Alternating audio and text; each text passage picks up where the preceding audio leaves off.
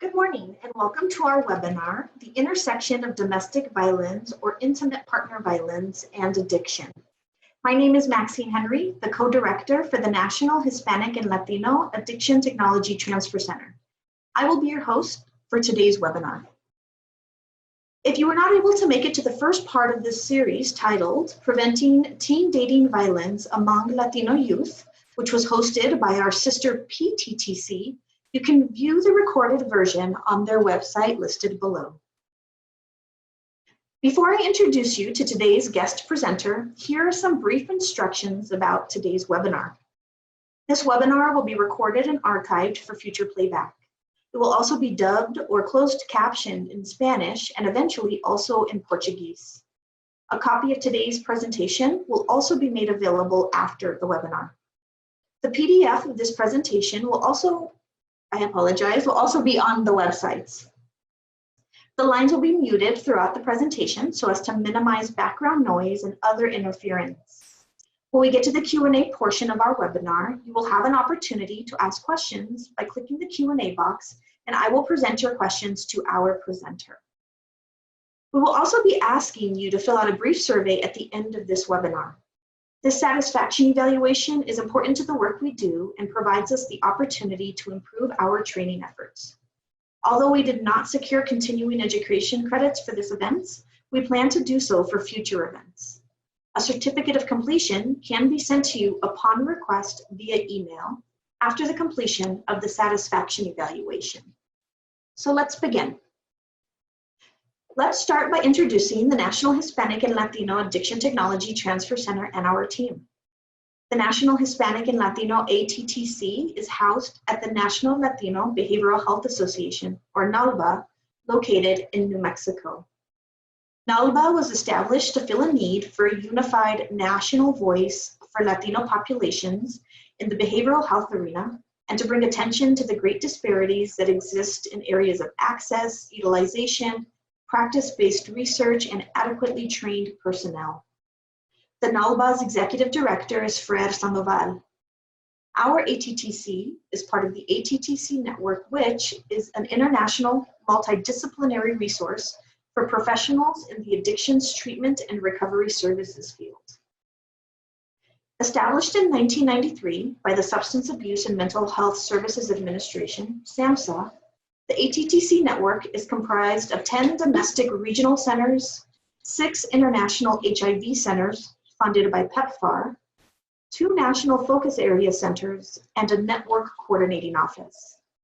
Together, the network serves the 50 US states, the District of Columbia, Puerto Rico, the US Virgin Islands, and the Pacific Islands of Guam, American Samoa, Palau, the Marshall Islands, Micronesia, and the Marina Islands. The international HIV ATTCs serve Vietnam, Southeast Asia, South Africa, and Ukraine. Here you will see a map of the US-based ATTCs, MHTTCs, and PTTCs. The National Hispanic ATTC has a national focus for Hispanic and Latino communities and the workforce that provides services to these communities. Our ATTC is staffed by Dr. Pierluigi Mancini, our project director. I serve as the project co-director, and Ruth Yanez is our executive administrative assistant. The National Latino Behavioral Health Association is also the home of our sister TTC, the National Hispanic and Latino Prevention Technology Transfer Center. We will provide you contact information at the end of this webinar. So it's time to introduce our esteemed presenter for today, Mrs. Glory McDaniel. In May of 2018, Glory earned her Master of Arts in Clinical Mental Health from Denver Seminary. She is a bilingual therapist working with specific treatments of co-occurring substance use disorders and post-traumatic stress, addiction, and mental illness, leading both English and Spanish groups, educating the community, as well as individual counseling.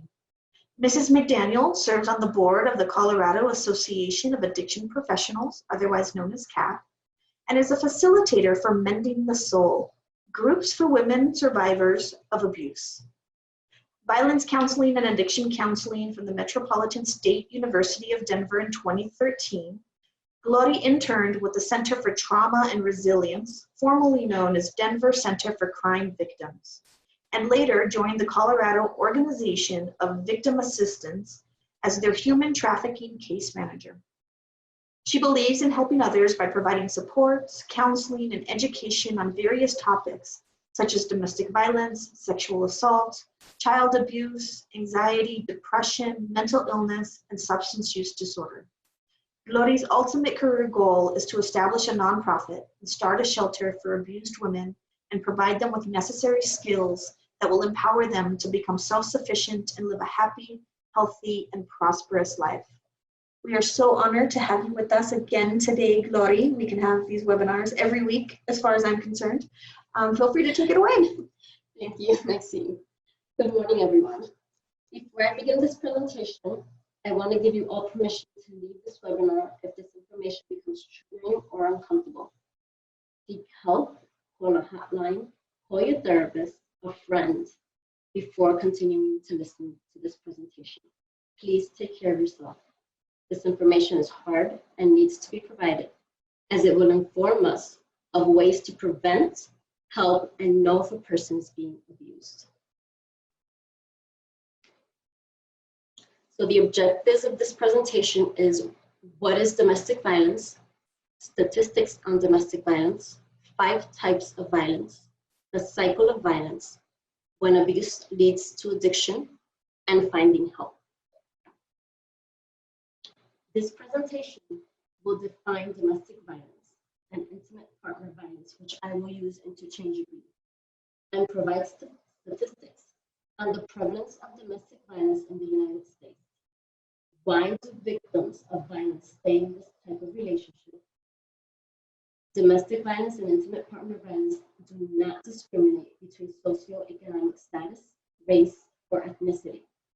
Domestic violence and intimate partner violence are learned behaviors that cause by the need of power and control over another person. Victims of domestic violence may turn to substances to try to cope with the pain, shame, and guilt. This only exacerbates the trauma because it may lead to addiction and co-occurring disorders. Last week, I shared my experience with teen dating violence. Today, I will share my experience with domestic violence. I experienced child abuse, emotional, psychological, sexual, and physical abuse. This led to negative behaviors where I began to drink and use drugs at the age of 12. My parents did not understand why I had such a drastic change from being a good, respectful, shy, quiet child into this angry, argumentative, and disrespectful teen. I got married at the age of 18 to my first husband, who would beat and rape me. I constantly walked on eggshells, not knowing who I would encounter on a daily basis. I feared for my life. I escaped after 4 months. This only increased his desire to control me. He stalked me and even attempted to kidnap me. I had to quit a good job and go into hiding, constantly moving around so he could not find me. I became hypervigilant and paranoid. Things calmed down once I knew he had moved out of the state. By this time, I had turned to heavy drinking and harder drugs. I weighed 80 pounds when my father came to visit me at work. He cried. I was so disappointed. At the age of 21, I was tired of my life and determined to end it for the 3rd time, but it was unsuccessful when someone intervened. In 1993, I met bum number 2. He wasn't physically or sexually abusive. He used me. We had a son together. I miscarried a 2nd child and became pregnant again with my daughter. I kept believing he would marry me, but the truth was, he was already married. I learned he was married when his wife told me that they planned on taking my son and raising him in the Dominican Republic. I was dumbfounded. Luckily, my parents were retiring and moving to Puerto Rico. I sent my son with them and quickly followed 2 weeks after giving birth to my daughter. I was a single mom of 2 kids. Thankfully, my parents helped me. In 1998, I met bum number 3, who used spiritual abuse to control me. Once again, I found myself in another abusive situation. I was back in the religious circles where I was oppressed by men's rules and told to be content with what God had provided for me. He would not work, he was lazy, and wanted me to serve him hand and foot. I got pregnant and we married, and I married him even though I knew deep inside that this was the biggest mistake of my life. Then I learned my father was terminally ill. I took care of my father for 6 years. We were able to find forgiveness and became very close. My father passed away in 2002. I stayed with bum number 3 for 8 miserable years. We all suffered in poverty. I followed him to Pennsylvania, where I learned he had gotten another woman pregnant.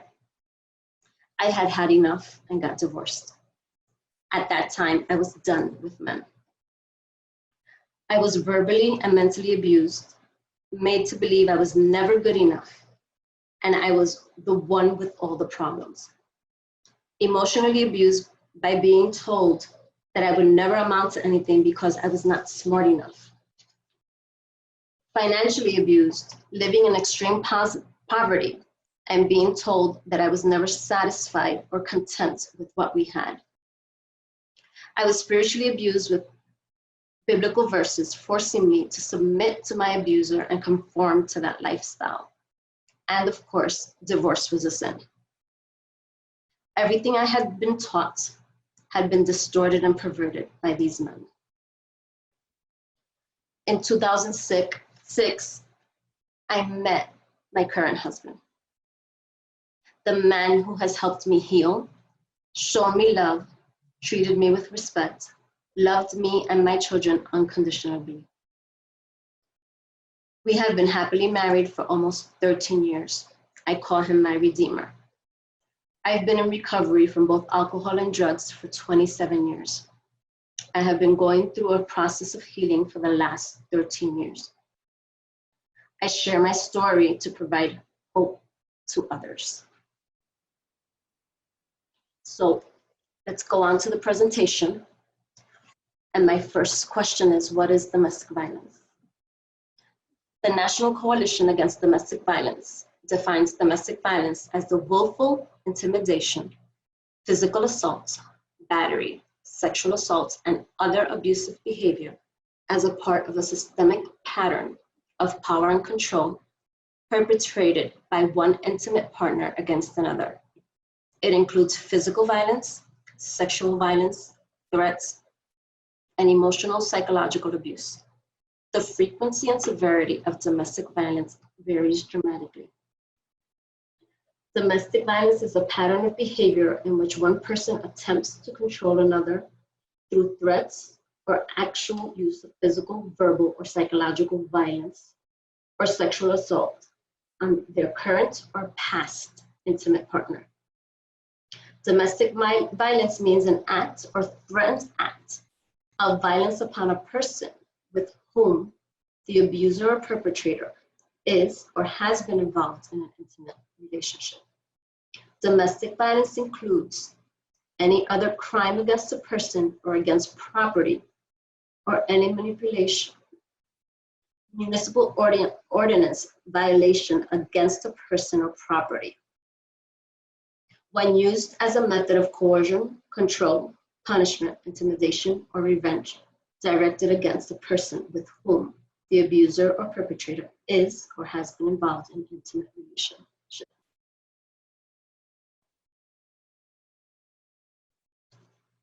Intimate relationship means a relationship between spouses, former spouses, past or present, unmarried couples, or persons who are both the parent of the same child, regardless of whether the person has been married or lived together at any time.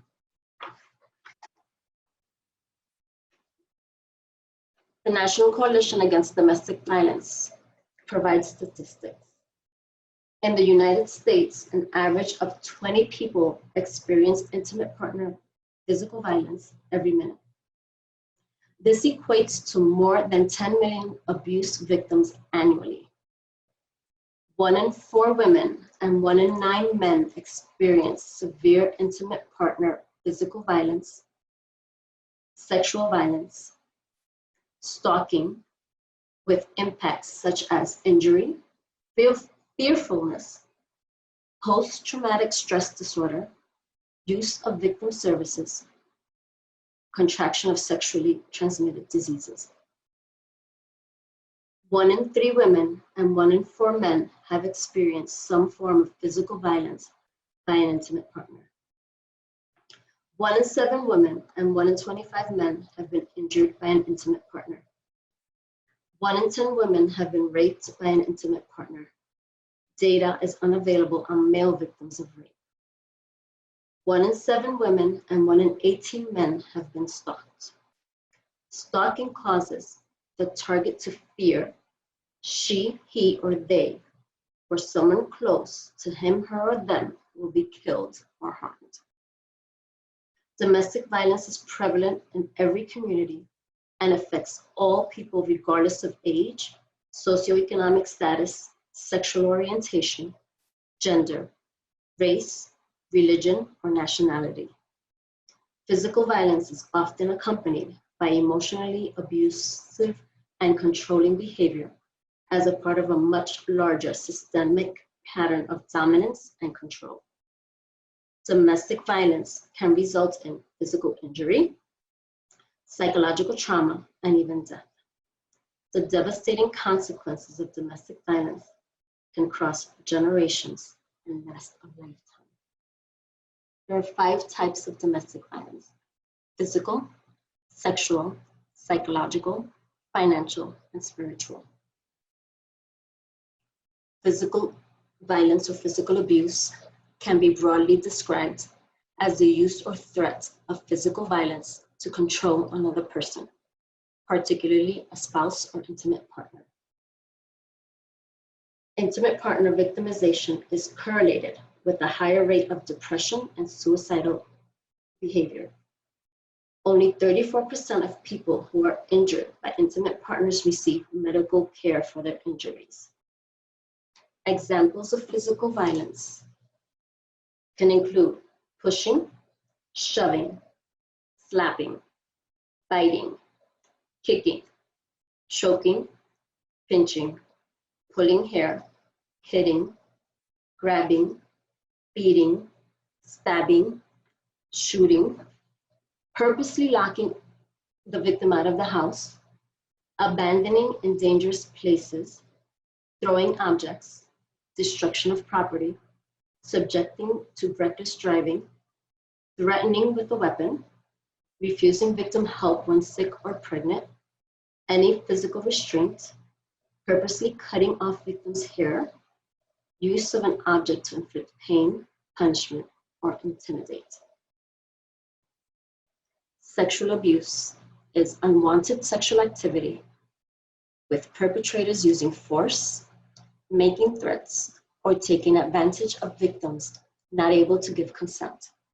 Most victims and perpetrators know each other and are in a relationship. 1 in 5 women and 1 in 59 men in the United States is raped during his or her lifetime. 9.4% of women in the United States experience intimate partner sexual assault in their lifetimes. Victims of intimate partner violence are at risk of contracting HIV or other STIs due to forced intercourse and/or prolonged exposure to stress. Examples of sexual abuse are telling anti-women homophobic jokes to humiliate, embarrass, intimidate, or hurt, forcing sex, rape, unwanted fondling and touching, ritual abuse, sexual innuendos, accusation of promiscuity or infidelity, forcing victim to dress in a more sexual way than is comfortable for him or her, forcing victims to strip or perform other sexual acts, forcing sex while others watch, or with objects or after beatings, using sex to bargain or withhold for punishment or manipulation.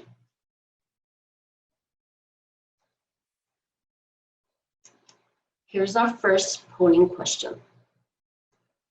What percentage of people listening in on this webinar have or will experience severe physical violence in their lifetime? 5%, 7%, 14%, or 20%?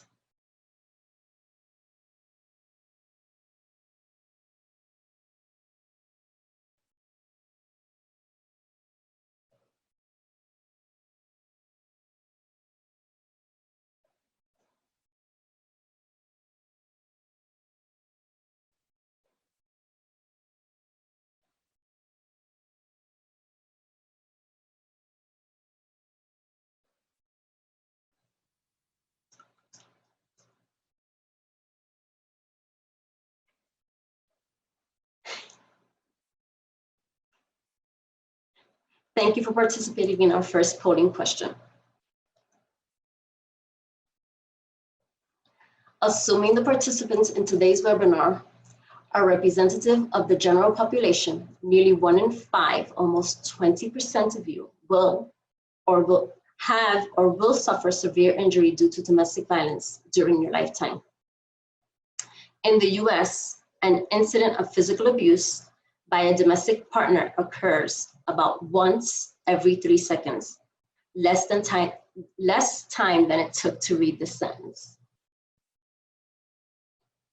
Psychological or emotional abuse, a form of emotional and psychological maltreatment in which words are systematically used to belittle, undermine, scapegoat, or maliciously manipulate another person.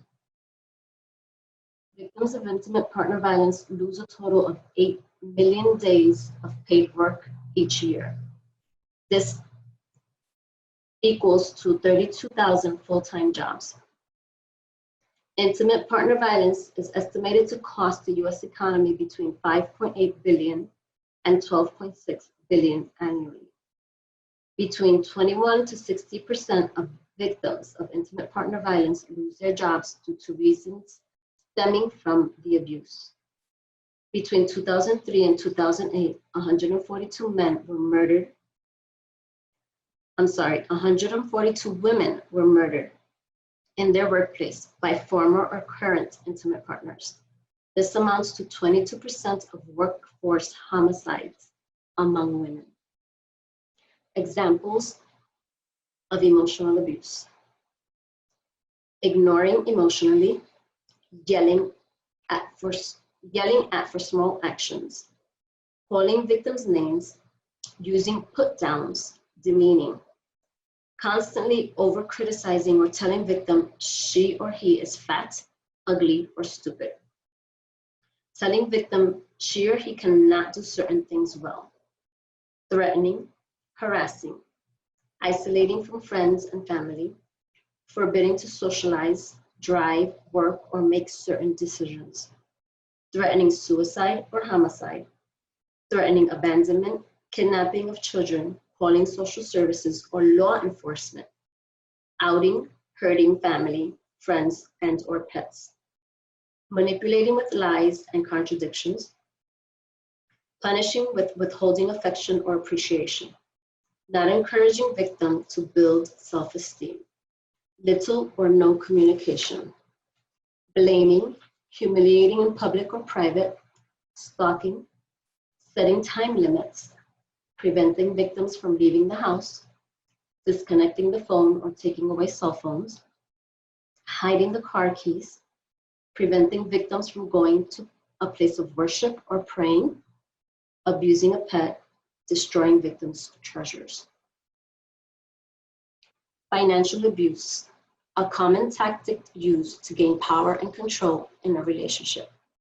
This form of abuse is subtle or overt, but in general includes tactics to limit the partner's access to financial information or financial resources. Our next polling question: the percentage of domestic violence survivors who also experience economic abuse is 35%, 70%, 85%, or 99%.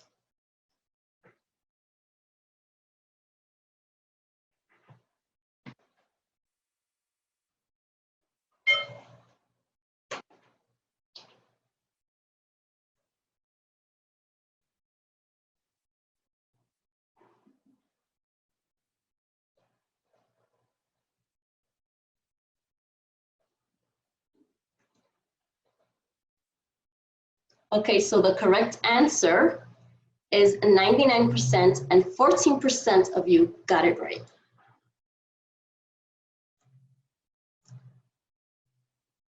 The percentage of domestic violence survivors who also experience economic abuse is between 94 and 99%. Between 21% to 60% of victims lose their jobs for reasons stemming from their abuse, making financial independence nearly impossible. Examples of financial abuse: keeping control over the expenditures and keeping control over household income, denying financial access, taking all money from a joint account, stealing joint property or possessions, withholding money, forbidding victim to work, forcing victim to ask for money, not allowing access to any financial documents, not allowing any input to financial decisions, not allowing any control over or access to money, financial statements, and documents, requiring receipts and exact change for financial transactions, ruining victims' credit, forcing victim to work while perpetrator refuses to work, requiring victim to turn over every paycheck to partner, preventing victim from getting or keeping a job, harassing victim at work, refusing to pay child support. Victims of domestic violence are unable to leave an abusive partner or may be forced to return to an abusive partner for economic reasons. Victims of coerced debt may face massive barriers to economic self-sufficiency, including struggling to find a job or obtaining a place to live after leaving an abuser due to debts and its detrimental effects on their personal credit score. Spiritual abuse: habitually twisting scriptures to selfishly manipulate others under the guise of spirituality. Example: the Bible teaches that the wife should be submissive and obedient, which may be taken out of context to gain control over the wife. So the use of scripture to manipulate or control, use of scripture to oppress. The inappropriate use of authority, such as the Bible or church tradition, in order to force a person to do that which is unhealthy. The forceful or manipulative denial of a person's feelings and convictions for the self-advancement of spiritual leader. And that is found in the book that I use to provide group therapy, Mending the Soul, page 32. So domestic violence can be overt or subtle. Overt direct actions such as homicide, vandalism to the victim's car or property, and threats. Subtle direct actions such as use of workplace property to commit illegal acts such as sending, threatening, harassing, or abusive emails and faxes. Use of workplace property to violate protective orders, such as phoning the victim when prohibited by court, and the use of an agency car to follow, stalk the victim.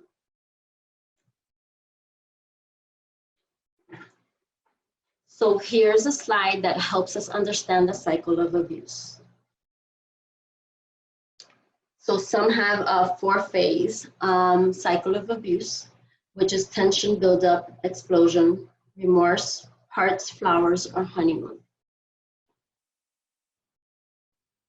The cycle of abuse refers to a pattern of growing tension, abuse, remorse, and reconciliation that controls the lives of many of the people who perpetrate and suffer violence in intimate relationships. Thinking of intimate violence as cyclic reminds us the abusive partner rarely uses violence only once. If someone has used violence against an intimate partner once, the person is likely to use violence again when he or she feels unable to control the partner by another means. An abuser's tactics and a victim's adaptation change over time. Each couple will have their individual cycle or pattern. Some relationships will have no honeymoon phase. Some perpetrators will never use physical violence. Some people who are abusive will escalate severe violence rapidly. Others will act violently, then reduce or stop their physical violence over time. Victim warning signs. There are behaviors and attitudes that may indicate an abusive relationship. The presence of any one of these behaviors or attitudes does not always mean there is abuse present in the relationship, but a combination or ongoing pattern of these behaviors and attitudes may be due to an abusive, unhealthy relationship. So having difficulty focusing on their own needs, being passive, manipulative, feeling shame, guilt, and inadequacy, feeling angry, bitter, and defensive, being depressed or anxious, and experiencing suicidal ideation. Ways that we can identify signs of abuse are by noticing bruising or lacerations that may be explained by clumsiness, noticing changes in emotions. So if a person is becoming withdrawn, shows no signs of emotion, or increasing signs of emotion, constantly crying. Decrease in verbal communication, the person begins to isolate. The person startles easily. Dressing differently, such as using long sleeves in hot weather, or high collars, or even sunglasses to cover up injuries. Noticeable changes in makeup to cover up injuries.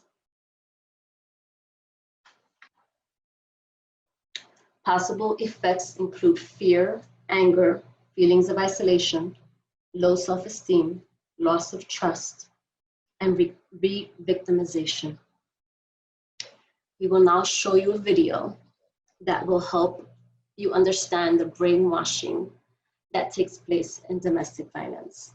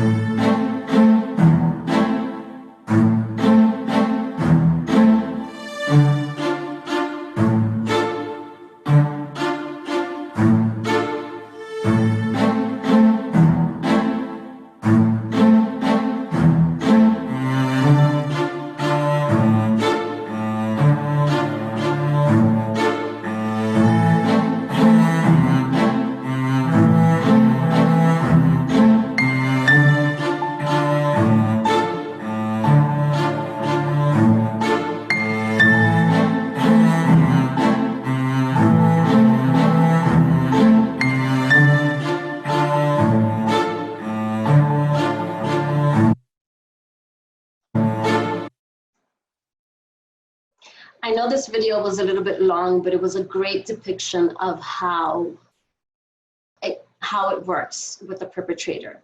And it takes time for him to convince the victim that she's the one that's crazy, using manipulative tactics to coerce her into believing that she can only be with him, that only he loves her, that nobody else can love her the same way. And he even isolates her from friends and family. And like I said, this takes a long period of time. The victim is brainwashed into believing everything he says. So domestic violence impacts a victim's work performance. Physical injuries can hamper one's ability to do the job, and psychological abuse can result in difficulties with concentration, memory performance, confusion, mistakes, and missed meetings and deadlines. An employee's ability to progress on the job, to take promotions, or to accept new challenges can be made difficult if he or she is being degraded at home, told she or he cannot meet the requirements of a better position, or in other ways made to feel unable to succeed. Sometimes abuse is significantly designed to destroy his or her ability to keep a job.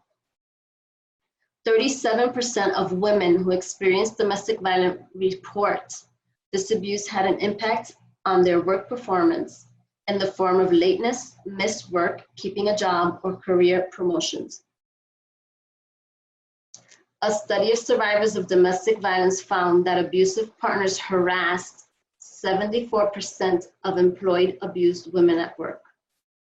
In addition, domestic violence caused 56% of employed abused women to be late for work at least 5 times a month, 28% to leave early at least 4 days a month, 54% to miss at least 3 full days of work a month, and at least 20% to lose their jobs.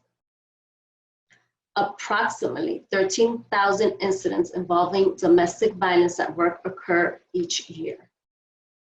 So what happens in the relationship? Physical abuse usually doesn't just happen. It's planned and calculated. It may take weeks or years before there's a physical explosion. It is a pattern of behaviors that abusers use to have power and control over their partners. Some people who abuse may become apologetic and more loving after the abuse, often as a form of manipulation. The cycle is increasing tension and violence, followed by what is sometimes called a honeymoon period. Can make it harder for people who are abused to end the relationship. Here you're seeing the power and control wheel, where physical and sexual assault or threats to commit them are often linked to other abusive behaviors. Abusers may act quite normal in public or social situations. It is possible that you may know someone who acts violent at home but shows no signs of being an abuser in public. Although many abusers are intoxicated when they become violent, alcohol and drugs themselves are not the cause of abuse. And research shows that abusers who are recovering still tend to be abusive after becoming sober. Abusers hit people because they feel the need to dominate the relationship. The abused person can act demanding or passive and may still be hit. And it is common for people who abuse to tend to blame their partner for the abuse. The only person who can stop the abuse is the person being abusive. The person being abused can take steps to protect himself or herself or increase his or her safety, but she or he cannot stop the other person from engaging in abusive behaviors.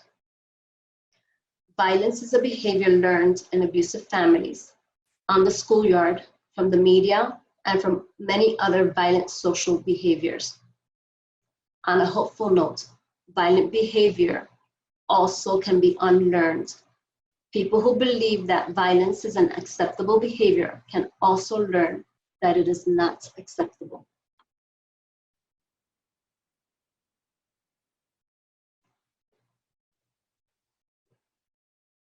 Who is abused? Both men and women are abused. 85% of domestic violence victims are women. 15% are men. Abuse can occur in both heterosexual and homosexual relationships. People of all culture, all ages, all ethnic groups, all income levels, all faiths, and all educational levels are abused. Children are abused in homes where one partner batters the other partner. There is an increased risk that the batterer may also abuse children in the home. Adolescents are abused. Teens can be involved in abusive dating relationships. Elder family members are abused. As of 2001, about 10% of elder people in the United States are abused, and almost 2/3 of the abusers of the elderly are family members. So what does a batterer look like? They may be strong, masculine or feminine, all socioeconomic backgrounds, mean, angry, kind, indescribable, but maybe none of these. People who are abusive come from every walk of life, and they represent a wide range of behaviors and motives.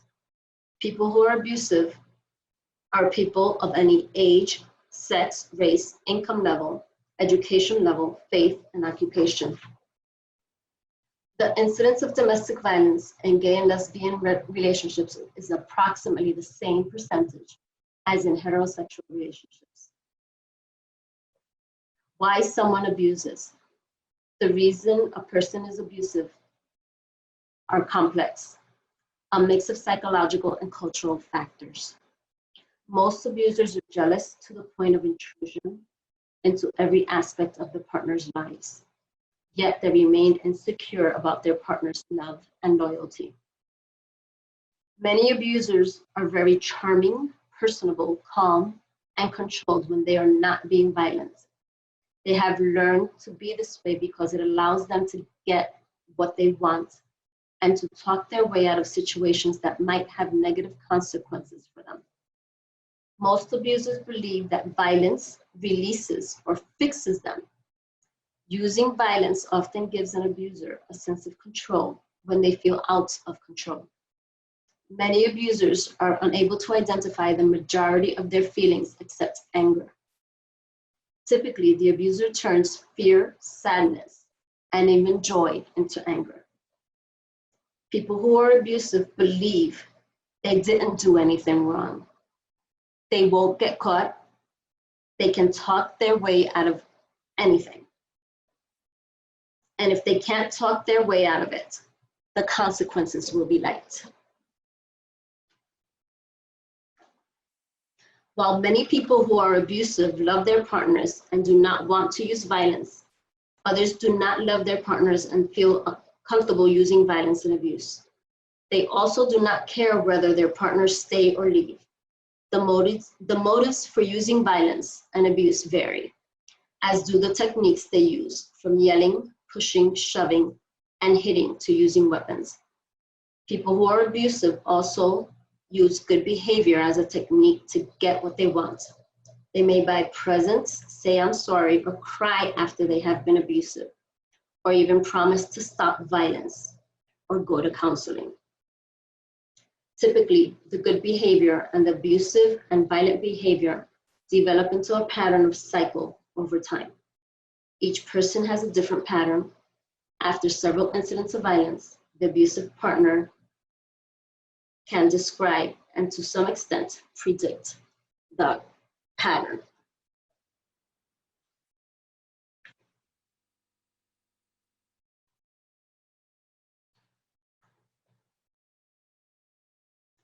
Anger and battering are often thought to be connected, but they are not necessarily so. Anger and emotion, neither good or bad. Anger is an emotion, neither good or bad.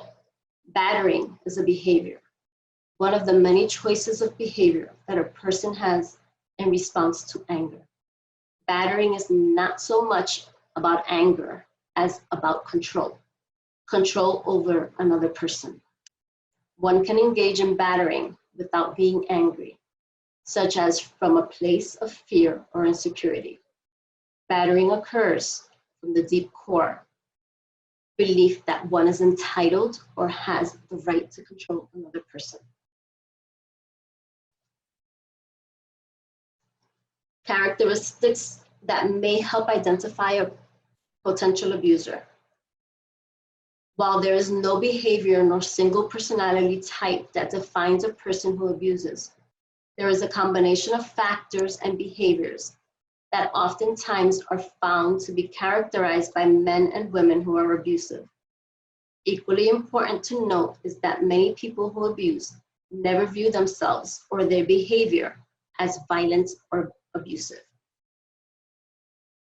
The abusive individual may have witnessed parental violence as a child, report having been physically or psychologically abused as a child, have a strong desire to control, have an external locus of control, blames others for his or her problems, not expect or accept responsibility or consequences for his or her actions, minimize and deny abuse, may believe that he or she is a victim and that his or her partner provoked or caused the abuse.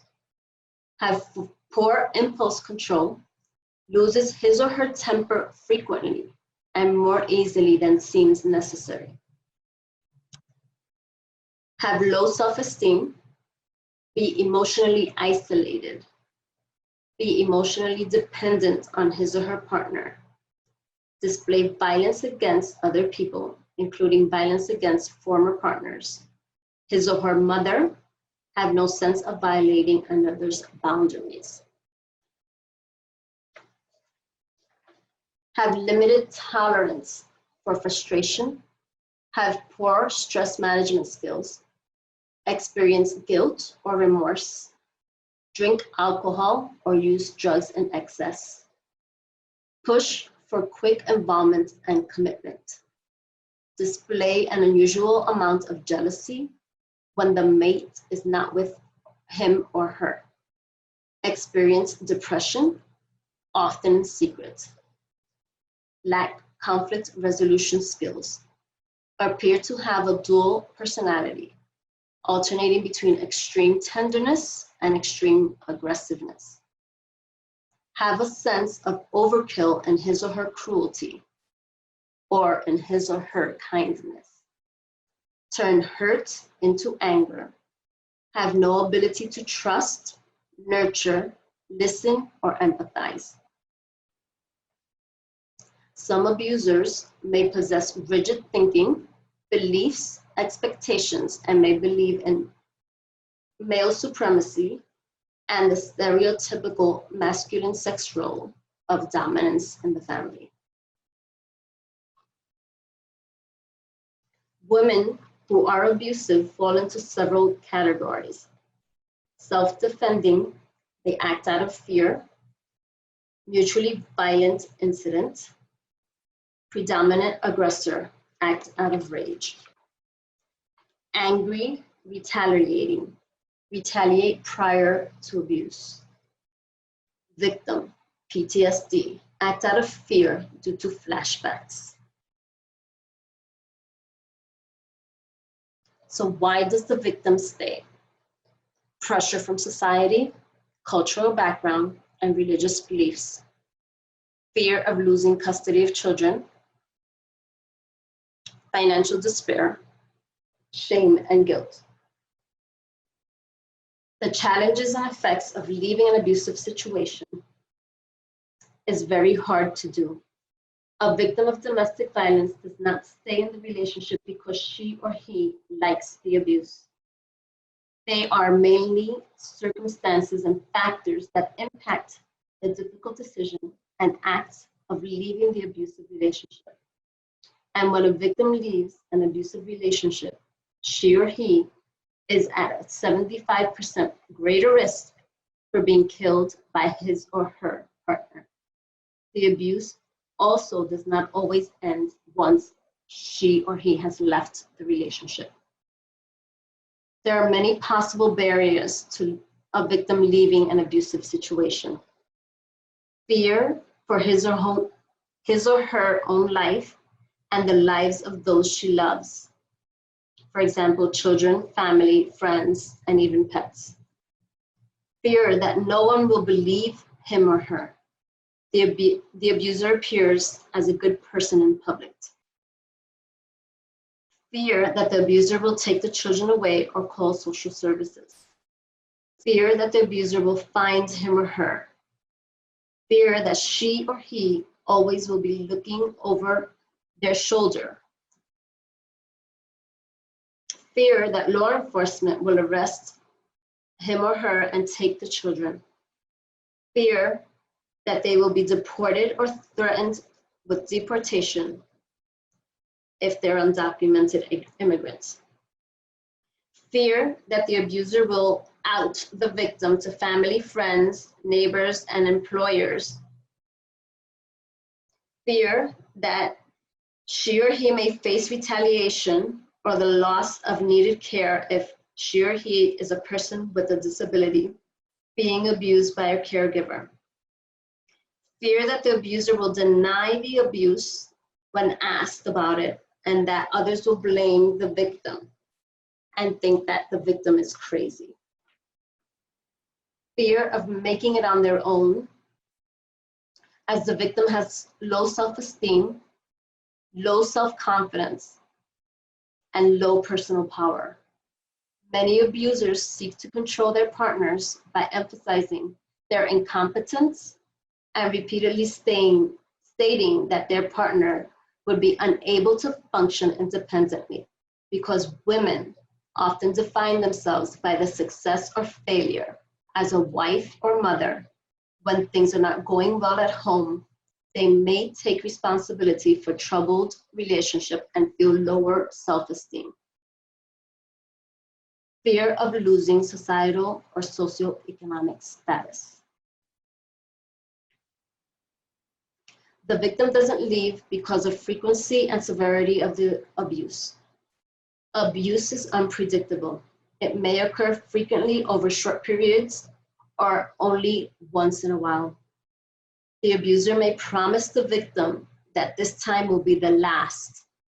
The victim wants to believe that this is true and that things will be like they were in the beginning of their relationship. Abuse may be minimized. If she or he is not being physically abused, she or he may not consider the situation as being severe or bad enough to leave. Another barrier for the victim leaving might be the victim's sense of shame, embarrassment, or blame.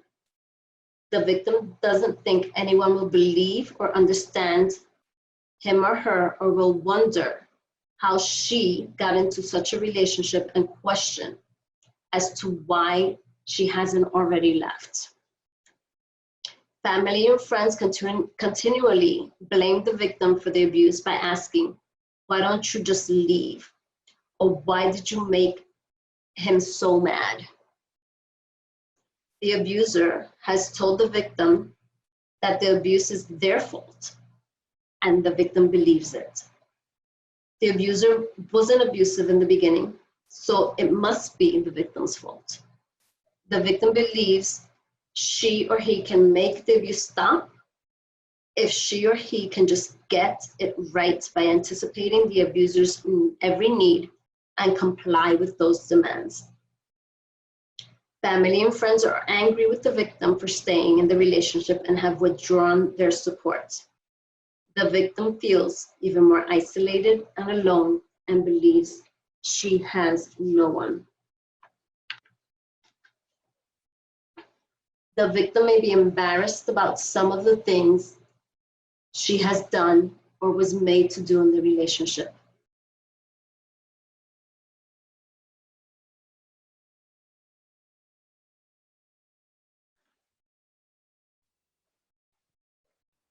So what social, religious, or cultural standards encourage a woman to stay?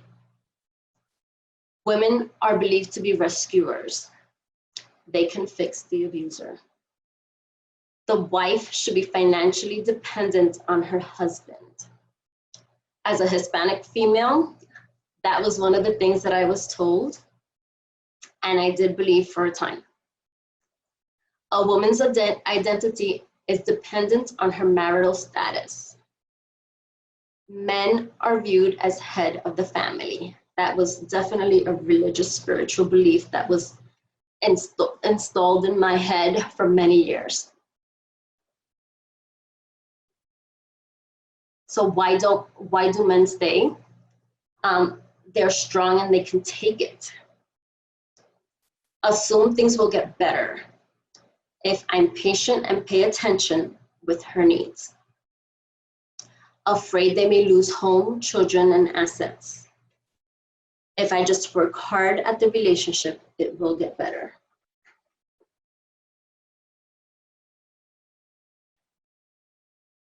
Substance use. So trauma survivors are more likely to abuse substances due to the overwhelming reaction and emotions that trauma produces, such as shame, guilt, and isolation, helplessness and hopelessness, increased agitation and irritability, increased anxiety and depression. An article regarding anxiety and depression in 2010 by Coley and Associates reported that traumatic life experience, such as physical and sexual abuse, as well as neglect, are well known to significantly increase the risk for a number of psychiatric disorders in adulthood. Ample evidence has shown that childhood trauma compromises neural structure and function, rendering an individual susceptible to later cognitive deficits and psychiatric illnesses, including schizophrenia, major depression, bipolar disorder, post-traumatic stress disorder, and substance abuse. Particularly the link between trauma exposure and substance abuse has been well established. Early traumatic experience may increase risk of substance use disorders because of attempts to self-medicate or to dampen moods associated with a dysregulated biological stress response. The International Society for Traumatic Stress Studies states that the relationship between substance use and trauma research demonstrates a strong link between exposure to traumatic events and substance use problems.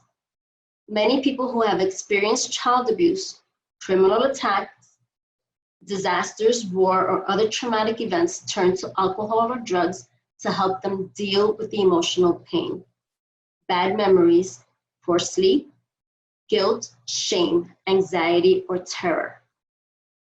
People with alcohol or drug problems are more likely to experience traumatic events than those without these. Many people find themselves in a vicious cycle in which exposure to traumatic events produces increased alcohol and drug use, which produces new traumatic event, which leads to even worse substance use, and so forth. So it becomes a cycle. Just as traumatic events and substance use often occur together, so do trauma-related disorders and substance use disorders. For example, trauma-related disorders such as post-traumatic stress disorder, depression, occur frequently among people with substance use disorder and vice versa.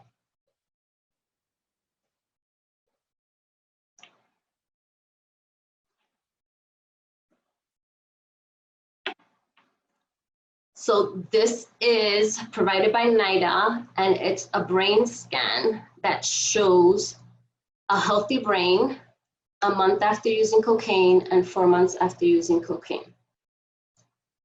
And so why do people take drugs?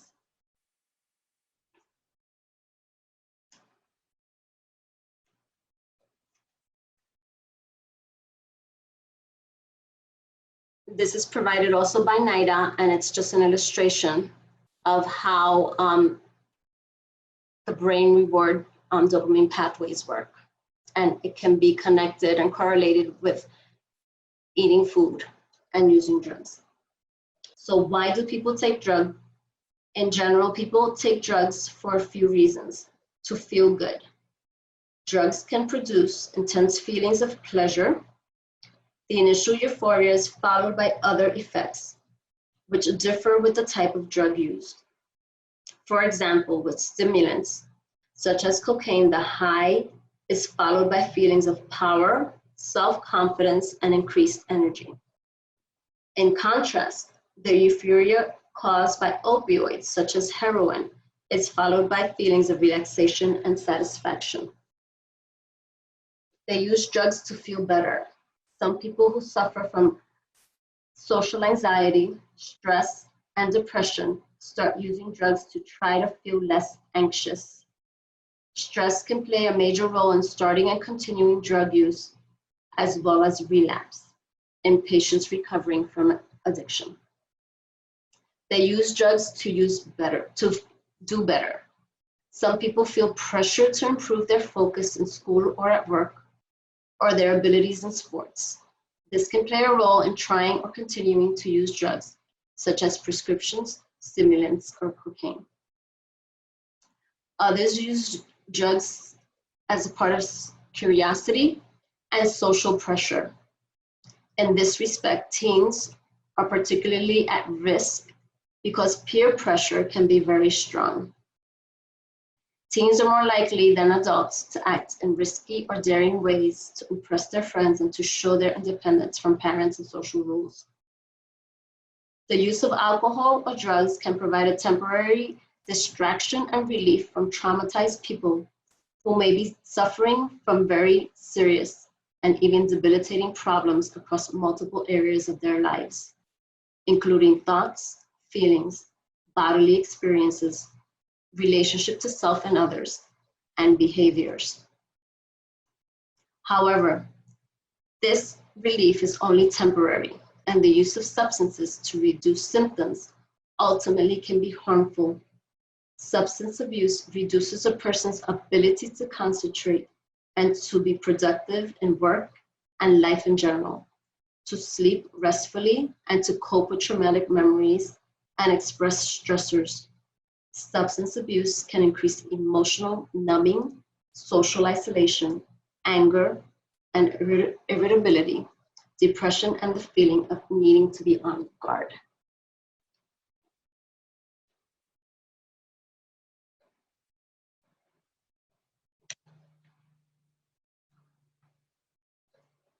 So this video explains how drugs work and the reward pathways.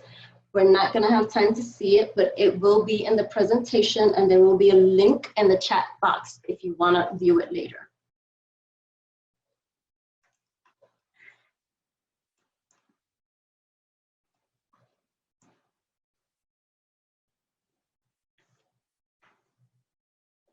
So co-occurring disorders include depression, post-traumatic stress disorder, and anxiety. So defining them, anxiety and intense emotional states that result in excessive and persistent fear and worry.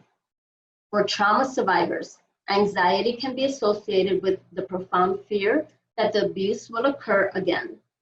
Some survivors may experience intense fear of going in public and lock themselves in the shelter of their homes. Others may experience another mental health condition often associated with anxiety, known as panic attacks. Panic attacks are intense and overwhelming surges of anxiety and fear that result in physiological reactions, such as rapid heartbeats and difficulty breathing.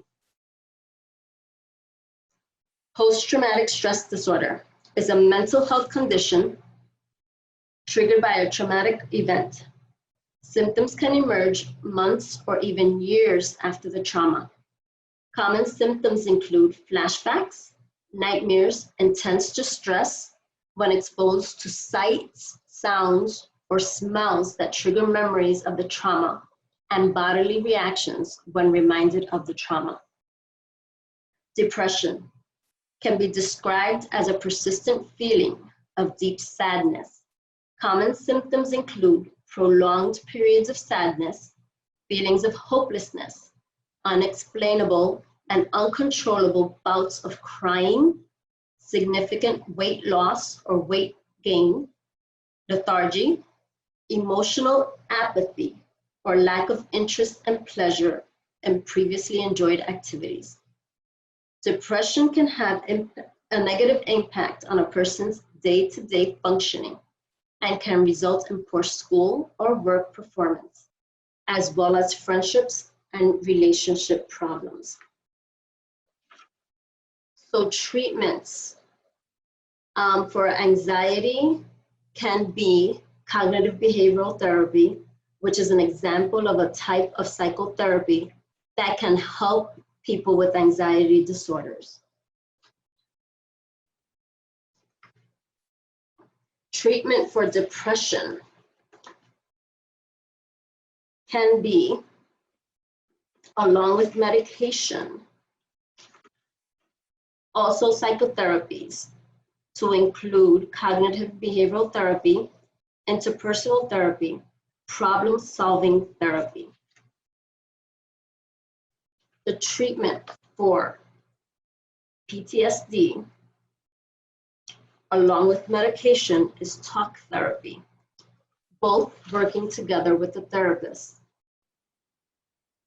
Another type of therapy that may help is exposure therapy. This helps people face and control their fears. Cognitive restructuring.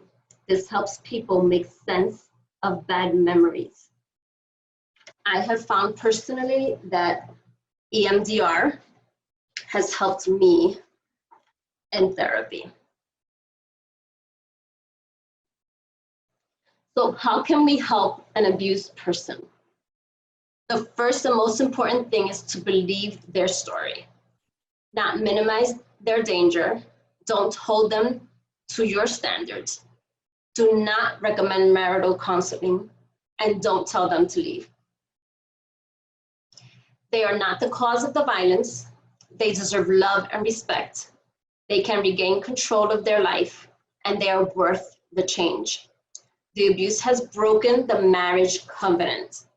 Don't try to fix their situation, just listen and support them. Protect their confidentiality. Accept their decisions and choices. Encourage them to think about and plan for safety. Advocate for them and provide them with resources. The next slide provides resources from the National Domestic Violence Hotline, the National Latino Alliance for the Elimination of Domestic Violence, National Network to End Domestic Violence, and the National Coalition Against Domestic Violence, and the Battered Women's Justice Project. Thank you for listening to this presentation, and we will be open for questions. Wow, that was absolutely amazing. First of all, I want to echo some of the comments and praises that have been entered into the chat box throughout the last hour and a half, and commend you for your bravery and your willingness to share your story to assist other people in this situation. So thank you so much, Glory, for all of this. We want to start the Q&A session by asking some questions that have already been asked. And one of them actually was a question that we got last week as well. So George, I don't want to chop up your last name, so Mr. B wants to know, what is gaslighting? So gaslighting is when you use specific tactics and mind manipulation to exacerbate a situation. So for example, the perpetrator is telling you constantly that it's your fault, that you can't do anything right, that he blames you for the abuse. So gaslighting is actually when the victim actually starts yelling and trying to explain what her circumstance is. Okay. So it kind of like sounds like gasoline and fire mixed Exactly. together. It works. Yes. Okay. Thank you for that explanation. It's one of the words that I know is becoming a part of our current vernacular. Yes. And so it's good for us to know about it. So Emily Dorn wants to know, what are the best ways to support friends or family members who are caught in an abusive relationship? So somebody we know, somebody we're close to, somebody we love. Listen to them. Hear them whenever they call you. Do not give them advice to leave. Give them references to speak to somebody who can advocate for them. Send them to counseling if that's what they want, not marital counseling, individual counseling for the victim.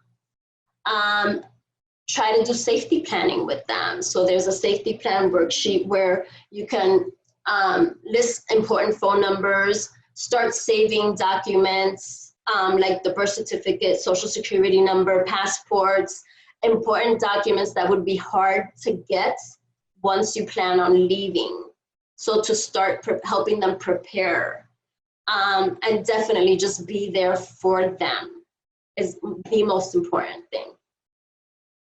Thank you. Those are some real good tangible tools that we can use for somebody that we're already close to. And I love the idea of helping them gather documents that we would definitely need once we fled. Because it's so hard to find, to get the social security number or the birth certificate or the passport after we leave. Right, because they have to be sent somewhere. Exactly. Typically. Okay. A real quick pause in the Q&A session to give other people an opportunity to ask questions. A few of you are asking for certificates of completion for last week's webinar and for this one. My email address is at the bottom right-hand side of the screen. If you would email me directly after you take your satisfaction evaluation today, we will make sure both at the ATTC and the PTTC that you get your certificates of completion. So thank you for asking for those. Didn't want you to feel like I was ignoring you during the Q&A session. Excuse me. So Madeline Arroyo wants to know if you can give us some information about emotional abuse and how that plays into the domestic violence, intimate partner violence arena. So emotional abuse, unlike physical abuse, where you can see the victim's black and blues, or if they have a broken arm or something, is more internal. So it's something that works with their brain, where the perpetrator manipulates their brain so that after a while, they actually tend to believe that what he is saying and everything he has said over the past time that they've been together is true. I found that healing from emotional abuse takes a lot longer than healing from physical abuse, because it's those recordings that we have in our minds of you're not good enough, you can't cook right, you don't know how to dress, you put too much makeup on, you're ugly, you're stupid, that are constantly in our mind. And not to outdate myself, but when I'm talking to a client who has experienced this, I always tell them, have you seen the movie Pretty Woman? There's a scene where she's in bed with Richard Gere, and he's telling her, you're smart, you're able to do so many things. And her response is, the bad things are easier to believe. And in true honesty and emotional abuse, you believe the bad stuff because it's been constantly repeated in your mind that you actually believe it. Wow, that's great. I love that. So the next question has a little bit of a comment and a question in it, so bear with me for a moment. Yenny Avila Vasquez wants to know, can you explain a little bit about how your current relationship has helped you heal? Last week you mentioned your spouse is white, and she thinks it might be important to highlight what about the relationship has helped you heal, so that the concept of the white savior is not perpetrated in our Latinx culture. As you might have heard, mejorando la raza has been a common phrase among our community, and it's key to point out that this is not the answer to domestic violence relationships. As you yourself mentioned, that domestic violence happens in all ethnicities and race. So I know that's a loaded one, but can you talk a little bit about that? Yes. I'm a religious person. I believe that God answers prayers.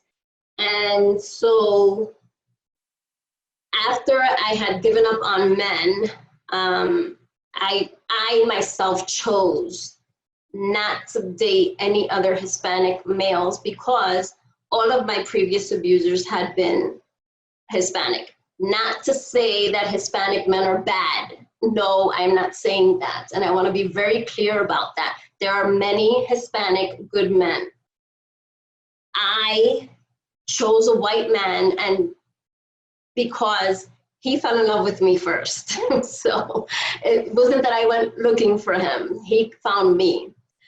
And not to say that having a mixed race in our marriage has not caused difficulties, because I'm Puerto Riqueña. I like my Latin music. I like my Spanish food. And he is very white. And he doesn't like spices, and he doesn't like different things. So it's been a journey, but what I focus on is the way he treated me, his ability to identify that I needed help. And within the first year of our marriage, he sent me to therapy because I needed help. And so therapy, along with having a person that loves me that demonstrated that I deserve love, that I'm not stupid, that I am smart, and that I am a capable Hispanic female. That conjunction was what helped me in my healing process. Okay, so it's not about ethnicity and race. No. It's about behavior and personality and trust, that trust building. Thank you for that. That was an interesting question. We really like these.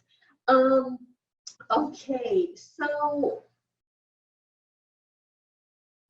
Kathy Duttridge would like to know if you think it would be appropriate to show this webinar to someone in a domestic violence situation that is having difficulty seeing that they're in this type of position.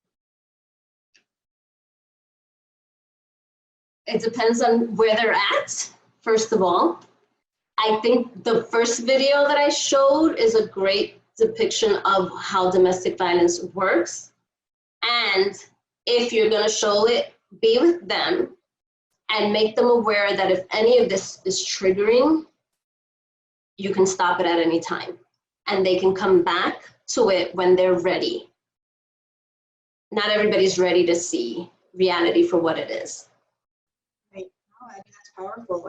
I agree with you. I think we could probably answer about 2 more questions, so I'm going to see what we can do here. What's the reason for not advising somebody to leave? So as I've been working with victims of domestic violence, and I did provide a lot of reasons within this webinar, but I think the majority is, the most important reason is the person has to be ready to walk away. And if the person is not ready to walk away, they're gonna go back.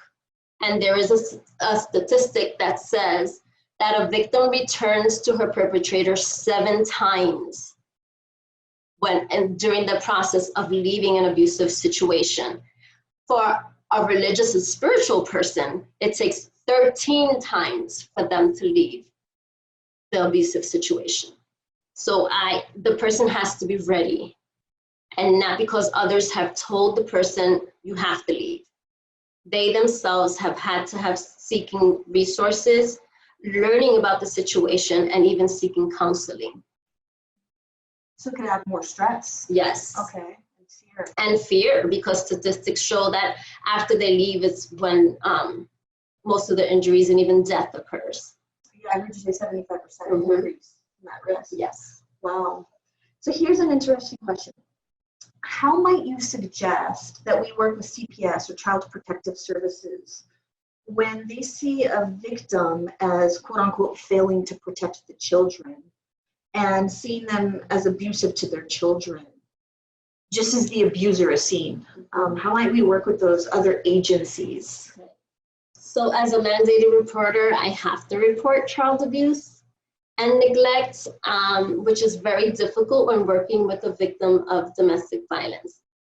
And the truth is that violence and abuse is a learned behavior.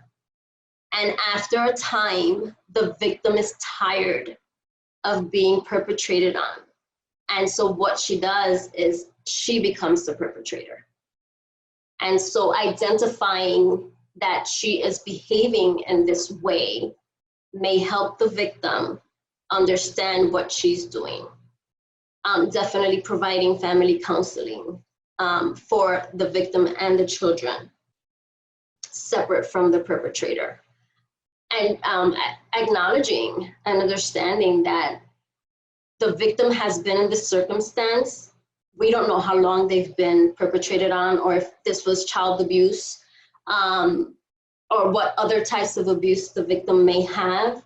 And so a victim gets to a point where they're done and they're tired of being abused on.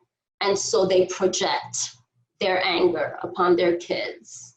I myself have experienced that, and during my healing process, I have sat down with my 3 adult children and I have asked them forgiveness for the things I had done that I didn't even know I was doing.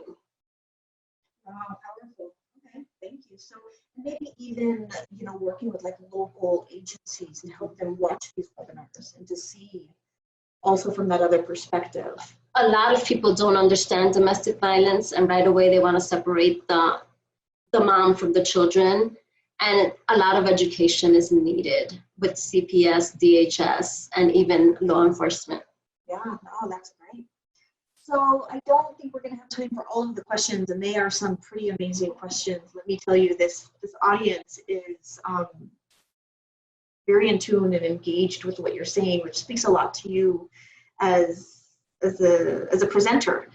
So what we will do is we will do our very best. We will get actually the transcript of this webinar, and I will make sure that I work personally with Glory to see how many of these questions we can kind of follow up on and post on our websites. What you're going to see here is the presenter's contact information. Again, I just want to say thank you for everything that you have done for us, Glory. This is amazing to see such a powerful woman be able to use her story for the good of herself, her family, and other people, her community. So thank you everybody for tuning in. I want to give one quick reminder to please fill out our satisfaction evaluation. I promise you it'll only take 2 minutes of your time. Anybody who can stay on through the end of this webinar for about another 30 seconds will be immediately redirected to the evaluation site. If you have a smart device, you can actually just put your phone up to the screen here and you can pull up the QR code and you can answer it immediately. We thank you for everything that you have done, Glory. We thank the audience for showing up today and for all you all do for our communities. Look to our website in the next few days. You will get the recording of this webinar as well as all of the PowerPoint slides. So thank you. Thank you. Thank you, everyone. Have a great day.